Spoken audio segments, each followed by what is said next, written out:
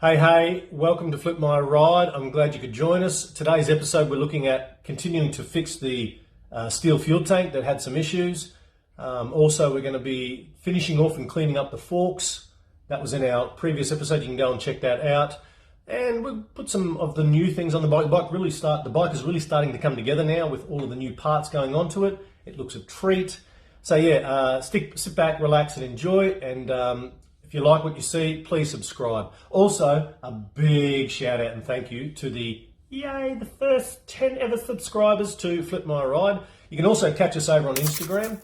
And stay tuned to the episode and catch you later. My tank's got a little bit of, not bad rust in it, but to clean them out, they put apple cider vinegar, filled the tank up, and it literally just cleans everything.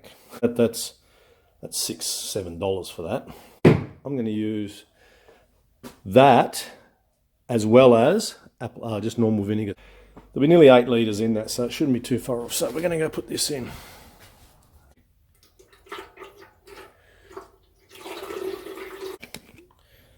I'm meant to drink this every day. It's supposed to be really good for you, but apparently it's really good for fuel tanks too. Shake, shaker.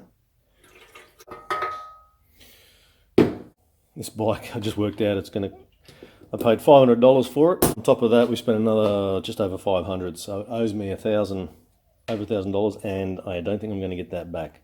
Remember, don't stress about the tank. This is what I actually want the tank to look like. I'm going to keep putting vinegar into this and leave it overnight and check it tomorrow. While that's preparing itself, I've just put the wire brush onto the forks here, coating off the aluminium. Or aluminum, as you say in America. I'll do what I can on that. I might use the various wheels I have here, and then we shall paint them up, I guess. Might have to paint that section, I think. I think that's what they've done. All right, 24 hours or so has gone by. I have already drained the tank. This is the result of what came out of the tank. You can see that scum down. Now, look, I could have left that longer. So that's just a whole bunch of just fibrous, rusty bits coming off the bottom of the tank. That's the colour of the vinegar. So that's the same vinegar that was in the tank. You can see what that looks like. I drained the tank out, and then what I did was I threw some bicarb soda into the tank to neutralise the vinegar. But when I swirled it out, it still came out looking like sort of murky coloured water. I was using water at that point. You can see what the vinegar's done to the tank. Look at this. Look at that.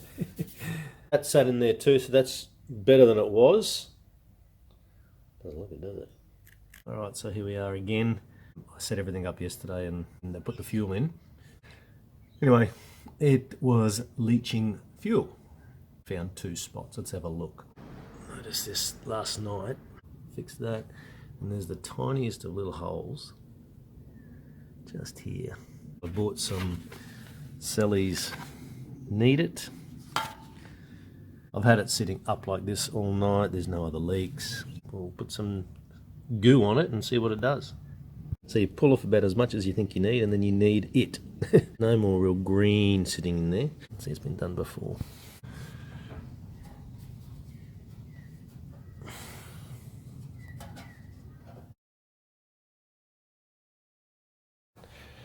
So I put the handlebar on upside down. I've reinstalled the kill switch. It's going to go in the center. I have lost the fitting that the brake cable slides into.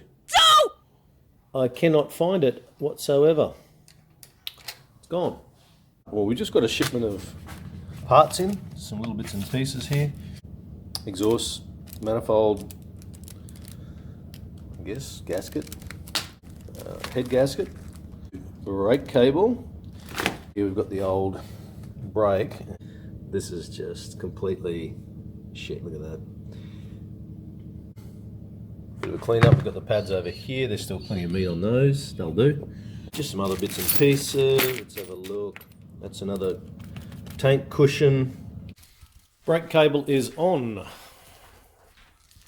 I don't know how to adjust it yet, but we've got our nice new cable on. This is the manifold.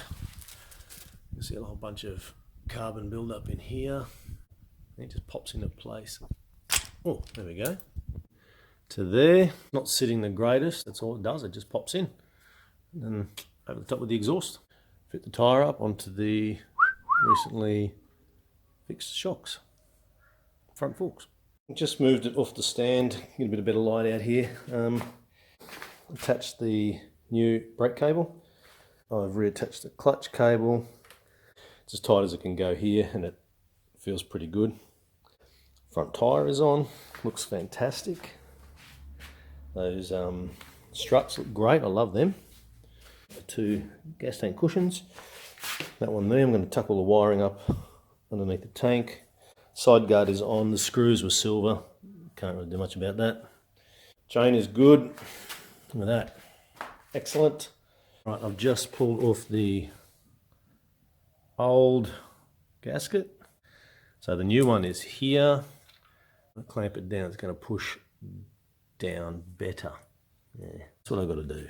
We must drain the oil, that's what I'm going to do. Temporarily set the tank on now. I'm not going to put the bash plate back on, that can go separately. I really like the look of the narrow seat here. I've got that big old thing over there, but I'm really liking the look of that. This is the foot pegs, right? So it's all one frame. So when I go to the old frame, I just flipped it upside down. The holes all line up, okay, within reason.